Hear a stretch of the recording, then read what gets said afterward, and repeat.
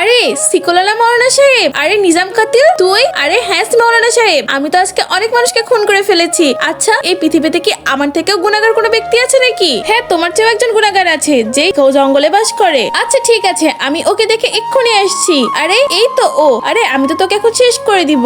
এই তো সব গুনাহগার শেষ। মাওলানা সাহেব, আমি তোকে শেষ করে দিয়েছি। আর কি কোনো গুনাহগার বাকি আছে নাকি? থাকলে তাড়াতাড়ি বলুন। আরে হ্যাঁ, আরো একজন তো আছে। চলো তুমি আমার সাথে চলো। মাওলানা সাহেব, আপনি আমাকে এই কবরস্থানে কেন এনেছেন? আরে দাঁড়াও, এক্ষুনি দেখবে। হে আল্লাহ, আমি তো এই কবরস্থানের সবচেয়ে গুনাহগার ব্যক্তিকে দেখতে চাই।